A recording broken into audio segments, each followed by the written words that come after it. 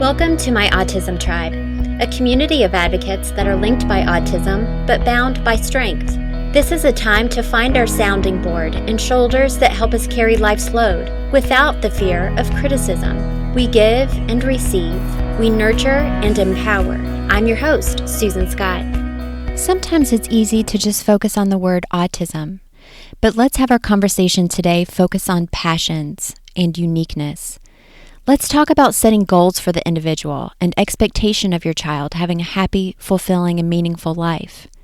Today's guest is Dawnita Shively. She's a passionate BCBA and Clinical Director for Autism and Behavior Concepts, an organization that provides clinic and home-based services to children and adults with autism. She has a vast amount of knowledge and experience from her years in working closely with autism families. Thanks for joining us today, Dawnita. I want you to just let everybody know what you're doing and all of the experience that you've had. Okay, sure. Perfect. I've been working with children and adults with autism for over 20 years now. So primarily I've worked with young kids in early interventions, but I also have some experience at working with adults and group homes and helping individuals with job skills as well. So I'm very passionate about how do we start kids early so that they can have a very successful life. That's right. And you've probably seen a lot of kiddos when they started early and then saw them progress as they got older. You've probably been with them through those different stages. Yes, I have.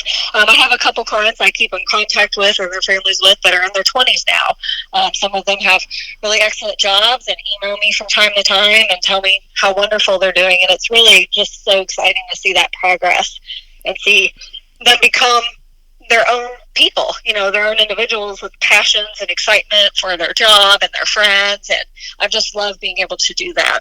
That's awesome. You get so much fulfillment from that, I'm sure. Oh, yeah, absolutely. I love hearing from the families that I worked with 10, 20 years ago to see where they're at. And it's just been amazing because when you meet a child at 2 and they're nonverbal and have very limited skills, you don't know what to expect from them. And to hear that they went on to go to college or to have a job is just so amazing and fulfilling. Gosh, that's awesome. Kind of going back to the early stages, the detection of the autism diagnosis and intervention, I think it's so daunting for any parent or caregiver to be kind of entering into this world. I know that I've gone through it and you're just inundated with information and things like that. Can you talk about the early detection process and the intervention that takes place with children? Yeah, absolutely. I can't imagine as a parent how scary it is when you start to recognize that your child's not developing in the way that you want or that you would expect. One of the things I want to say to parents is if you have a concern, do not give up. If you go to the pediatrician, they say things are fine, and in your heart, you know they're not, go find someone else. Push for that because the biggest and most important thing that we know about autism is that early intervention piece. Looking at, do they need speech, OT? Applied behavior analysis is the most research-based intervention for children with autism.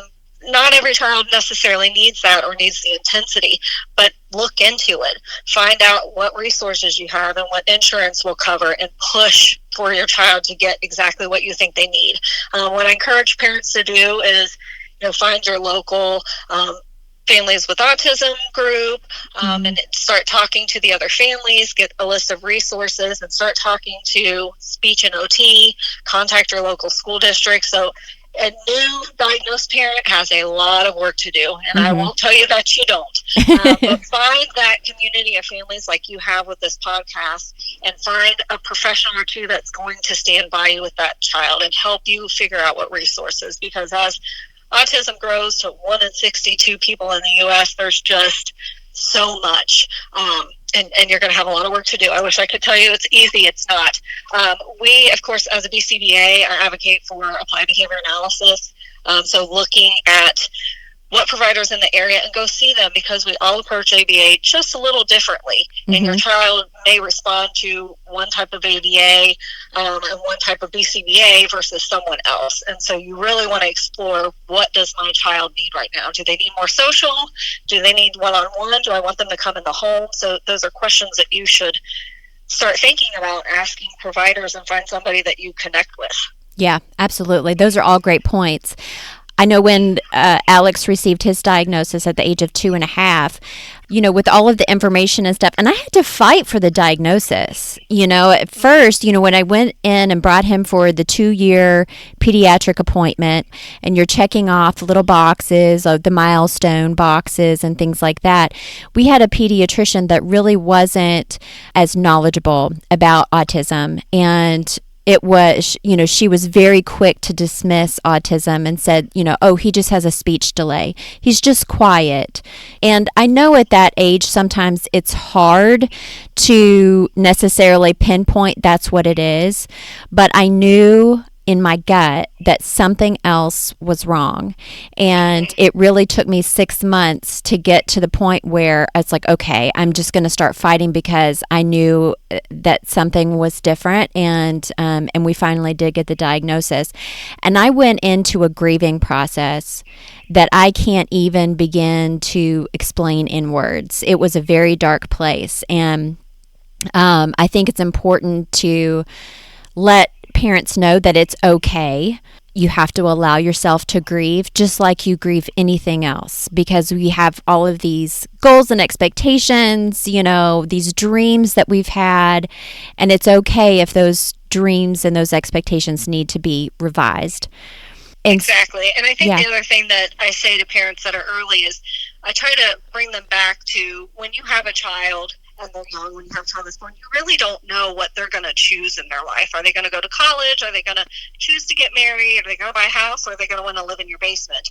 Right. And so I really encourage parents to say, grieve and understand that this isn't what you expected. And I value that. And you need to do that, because families that don't do it much later, and that's really hard on them. So I encourage that. But then let's come back around to, what are our goals and how do we help our child be successful so that they can be happy, and teach them, give them as many opportunities to learn the skills that are required in day-to-day life.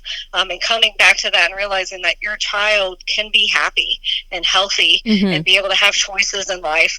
And really encouraging them to do that, and starting that direction when they're 2 or 3, honestly. Yeah, absolutely. And it's done wonders for Alex, for sure. I will sing the praises of his therapy programs all day, because I've seen just phenomenal progress in him. And he is so happy now. Something that we're entering into now is Alex going to kindergarten. And that is daunting, and I honestly probably believe that it is going to be harder for me than him. Absolutely. But it's going to do great. I do think so. Can you talk about what that transition is like, what we should be pushing for our child, how we should be advocating for our child? Sure. The transition to public school is definitely a difficult one. And one of the things that we say to parents that we need to keep in mind is that education is free and appropriate, not free and exactly what you want. So you have to come to the drawing board with reasonable expectations. I think that one of the things we kind of get off on is focusing heavy on the academic piece of school, but school is so much more than that. And it's socialization, it's learning to follow directions, and what do you do on recess, and what do you do in lunch, and really focus on those areas as well. So what I encourage families to do is identify, what are the deficits that keep my child from being successful in school? Can they get themselves dressed? Are they toilet trained? Can they wash their own hands? Do they sit for lunch?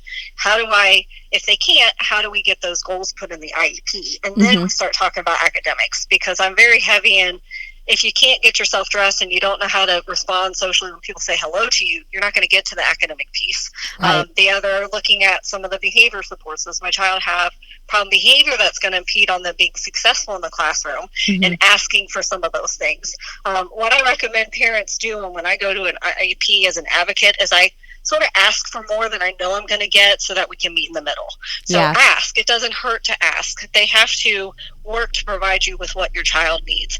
And if 3 months into the school year you don't feel like you're getting what you need, go back to the drawing board. But don't be afraid to send your child to school. School is real life, and we want our kids to go to school and have that opportunity to make friends and work with different teachers and go to gym class. Those are all really important milestones. And so it's scary. And I go back to find an advocate or find a professional to go with you to the IEP to tell you the laws, because unfortunately they're not always followed. So understanding your rights as a parent and the laws under IDEA, and having someone there to point you in that direction. Yeah, sure. And bring you back down when, sometimes what we want had to happen in school just isn't feasible for the school district that you're in. So somebody who can tell you, yes, this is something you can ask for, and I don't really think we're going to be able to get this, because again, they're going to give them appropriate education, not exactly what you would envision for your child. Yeah, absolutely. Someone once told me, and our IEP process was pretty good. I mean, I have no problems. Of course, we haven't started it yet, but someone said to me, don't go in with boxing gloves. Go in and I made it a point to thank everyone in the room for what they do, and for being there just to hear my voice and for trying to understand our needs and our desires. And I felt like that just immediately released all the tension from the room, and we all walked out just smiling, like we were shaking hands, and it was a good process. What's some of your advice that you give parents when they're going into the IEP meeting? Exactly that. I think going in and explaining that we're all here to help this child that we're here for. And when I go in and when I go with the parent, I'm here to share information that I know about my child, and I want your expertise to help me. So really reinforcing them for what they know. How can the special education teacher help you with creating goals for your child, and how can they help you with the problem behavior you're seeing? So turning it over to them and saying, we see these things at home, and we're really excited for your input on how we can help my child exceed in these goals. That is a really great way to get them on board and not be defensive. You really want to try to avoid coming in and saying, I demand all these things, because you're going to get a lot of kickback. And we have to remember that the school district and the teachers are there because they want to help your child. They're not the bad guy. And sometimes schools get that reputation of not wanting to be helpful, but I've never been to a meeting where I felt like we weren't all there for the child. We might speak a different language, but we're all here with the same goal in mind. So I think really highlighting how they can help your child and that you're all on a team. Right. And so the public school, free and appropriate, not free and exactly what you want. How do you find a placement like that? When you understand that your child is an individual, how do you relay that so you can let them know, okay, these are my child's passions. I want them to succeed in life. How does that roll over into the school setting? Sure. It can be tricky because, your child's not the only child that they have in the classroom. But I've had a lot of parents come in and they bring some examples of what their child does that's unique to them. My child's an artist, and this is something he's really great at. Or my child really likes to be helpful. What are some jobs that he can have? Can he help with attendance, or can he pass out papers? Really highlighting those things, and then discussing what you really want for your child. So if they start talking about math and your goals, you can say, I really think you guys have a nice handle on math, and I don't really have concerns about math. I want him to be successful in making friends on the playground. He really likes new people but doesn't have those skills, and really trying to highlight for them what your goals are, and by doing that, showing what their deficits are, if that makes sense. So by you saying, I really would, my child's very interested in peers but doesn't know how to do it, what you're really saying is help me write goals for their deficits, but you're also highlighting what's passionate for your child, especially if you're going to be able to get an aide. I think it's very important that they get to know your child and maybe have an opportunity to meet. I've had a lot of success with schools letting us bring the child in before all the kids are there, and then the teacher gets an opportunity to see the uniqueness of your child and maybe modify some things before the school year starts. So that's another really great way for them to know a little bit more about your child and not have 26 other kids to compete with. Sure. Oh, that's awesome. And so as you know, as they get older, and I've interviewed a couple of guests that are going into the teenage years, which are just crazy anyway. We all cry for random things, we have no idea why. When it comes to teenaging with autism, teenagers are constantly trying to identify like who they are. Can you kind of go into what's some of your advice for continuing to set goals for your teenager? Sure. And just what you said, being a teenager is hard. I don't think I've met anybody that says middle school was my favorite time. It was awesome. It's really difficult, right? Because when you become an adolescent, social skills change. So in early intervention, and we're working with young kids, we're working on play skills and how do you play with this set of farm animals and how do you approach a friend. And then you turn 13 and all of the rules change, right? Nobody wants to speak to you that way. You walk in the hallway and you're really not supposed to talk to each other and everybody's texting and on Facebook. And so we have to really shift what we're teaching in social skills. We have to think about, okay, what's my child's passion? They want to make friends. Well, how can I give them a social media outlet that's safe, that they can make friends and communicate with people? Because if they don't know how to do that, they're going to be left behind. How do they text? Right? If your child at 13 doesn't know how to text, they're not going to make a lot of friends. And then starting to think about in adolescence, what does your child really like to do, and how do we start developing maybe some hobbies and job skills? So I've worked with clients before that really like the Japanese cartoon, and we started talking about making scrapbooking and doing some of the dress up and cosplay, because that's really a thing for people that are into the Japanese cartoons, because that was a hobby. And then we started to teach how to make friends that way. You can find friends that like that, cosplay, and you guys can talk about that. And this is what we talk about with our friends that like that, because as we become adolescents, we start to identify a little bit of who we are. And it's funny that you say my autism tribe, because I always explain it as then you find your tribe of people, right? Outside of being a BCBA, I practice yoga, and so most of my friends are people that practice yoga and hang out at parks on the weekends and read books. Those are my tribe. And so as an adolescent, I started to develop skills in that direction. And if I make friends with somebody who likes cosplay, I don't have a lot to talk about. And so we need to figure out what hobbies are they going to have, because that's an important part of successful life. And then what job skills or academic skills do they like? So, if they're into computers, are there things that we could work on teaching and computer skills? If they're into art, how do we really reinforce that behavior so that they can become a successful artist? I think that it's important for us not to focus so much. College is important, right? And we all want our kids to go to college, but you can be successful and happy and not go to college, and that's for anyone. So really figuring out, how do we teach them the skills so that they find something they can thrive on, because successful adults have a job that they generally like and want to go to. Right. And then the other side of that adolescence is going back to those independent skills. By the time you're 13, you want to be able to get yourself dressed, make a snack, use a phone, know your address and phone number. And I believe every child can learn those skills. We might need to support them a little more, but it's going to be extremely difficult to make friends if you don't have good hygiene. So, learning how to wear deodorant and all of those things are just the new skills that, you taught your kid when they were 4 or 5 how to brush their teeth and take a bath, and now they're 13 and we have to start talking about how to shower and shave. And you're like, whoa, I have to do this all over again. But if you want them to be happy and successful, we have to meet some of those social norms, which I talk to parents a lot about. That we'll talk about something that the child does that's unique or different. And we talk about when is it appropriate. So when is it appropriate to talk about cosplay versus when is it not appropriate? Sure.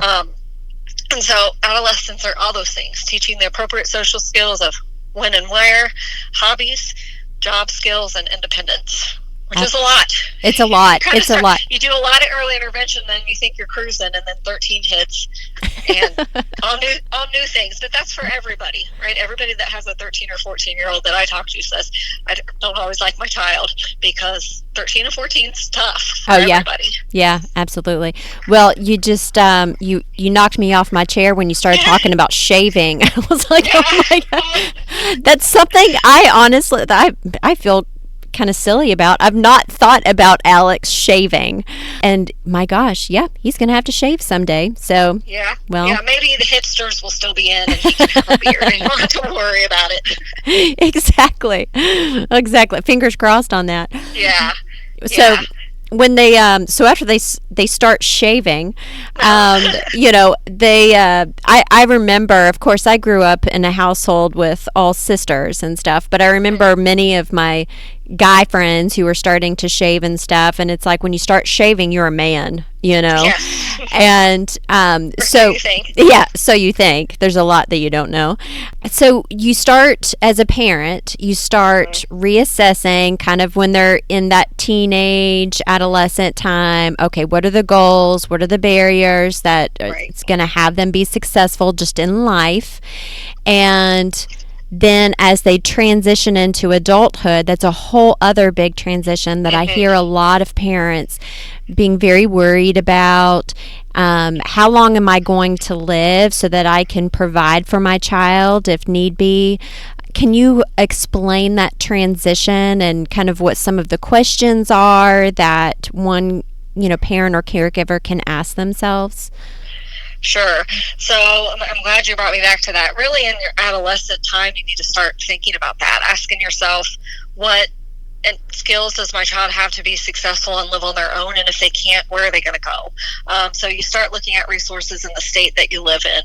Is my child going to need a waiver, and do I anticipate that they're going to need some support? So that could look like they have an independent living situation. They have their own apartment, and somebody's hired to come and make sure they have groceries and that they've had a lunch. It could be a group home where there's several individuals that need a little bit support, and it's staffed 24 hours. It could look like they've got their own apartment, and at 20 years old, just like any other 20-year-old, they're trying to make it on their own. So I think by the time a child's 15 or 16, you start to understand where they might be when they're becoming an adult. The other thing is, you have to figure out who in your family might be able to support your child if you're not there, because the reality is they're probably going to outlive you, and you don't want to think about that.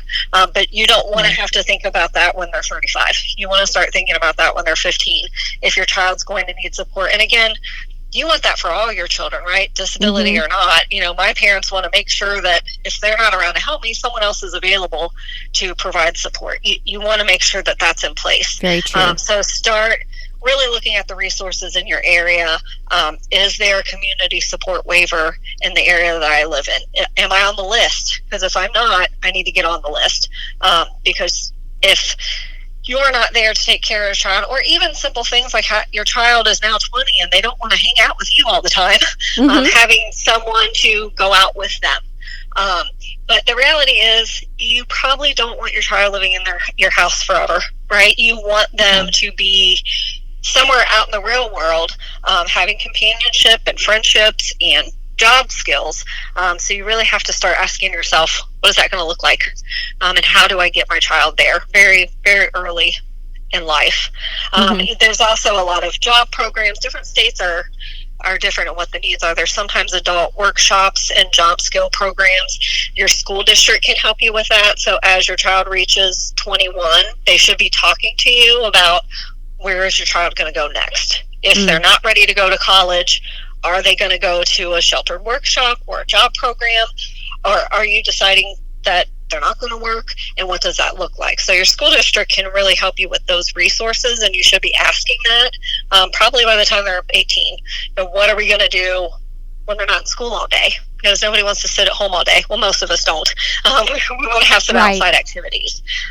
So starting to ask that. So ask about waivers, ask about what support services are in your area, and what job placements might be available.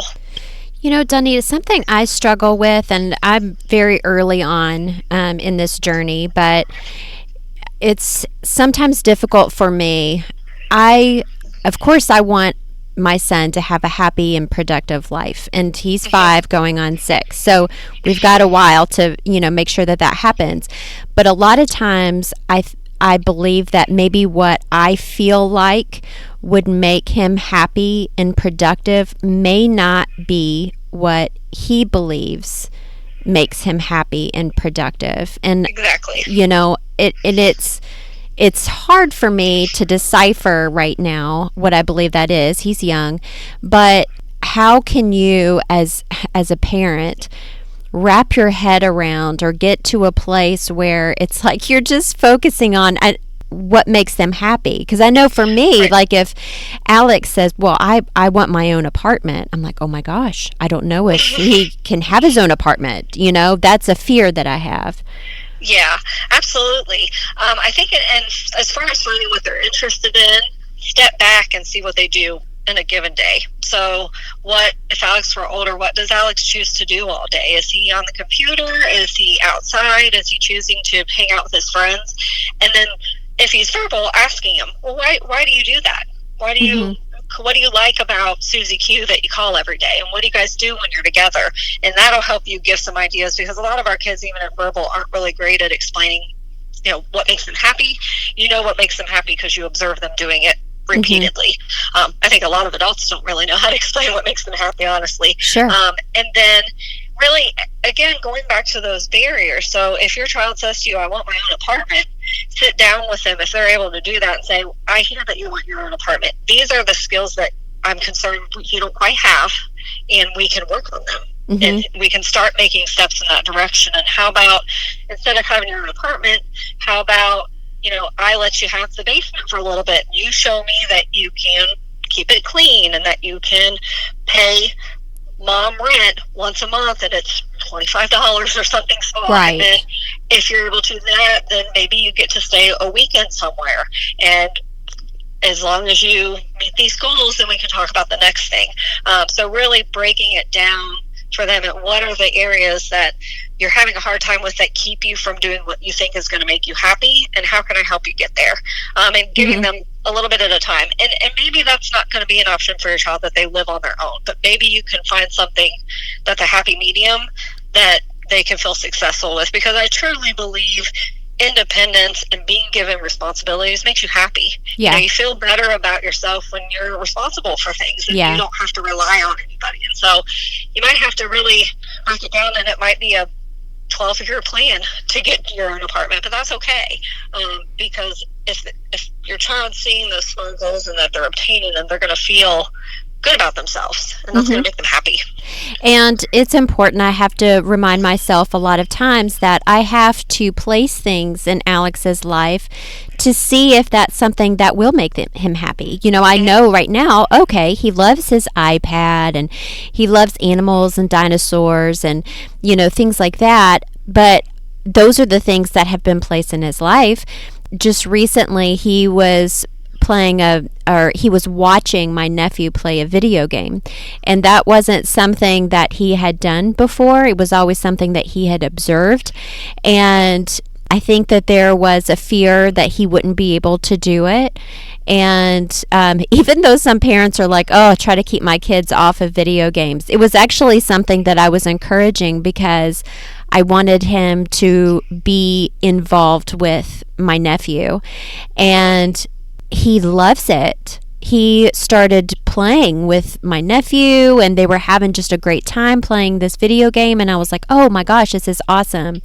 So if you can place the computer in front of your child, you don't know, or they may not know, that it's something that they find fulfilling until you give them a chance to figure that out.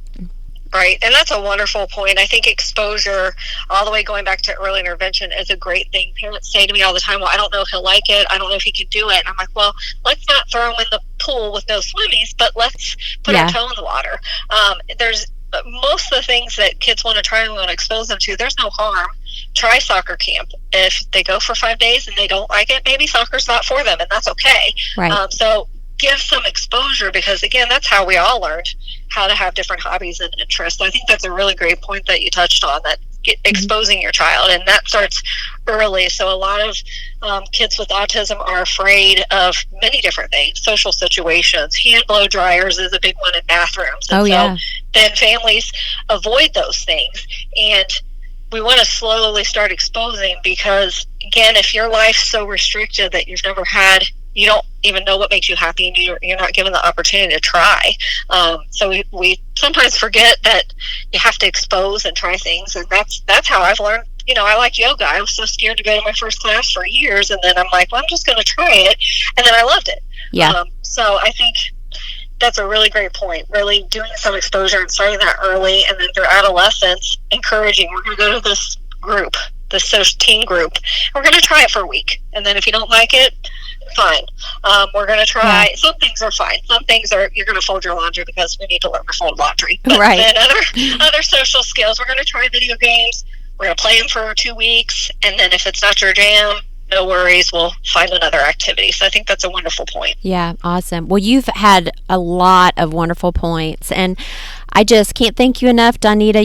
You've been such a joy to speak with, and obviously you have a ton of knowledge in this, and I would love to set up some even parent trainings and stuff with you in the future. I know. I'd love that. Yeah. Thanks for being a part of my autism tribe. You're awesome. Absolutely. Thank you. Always remember that a parent is a child's best advocate. Parents are ultimately responsible for making sure their child can have a happy and healthy life. By having these expectations, they can set goals to remove barriers that may prevent this from happening. If you're a parent or a caregiver to a loved one on the autism spectrum, set goals for a life that is meaningful to your child and society, and know that autism does not define your child. Let your child define themselves and support them in having the best life they can possibly have. Thanks for joining me today and for being a part of my autism tribe. I'll see you next week.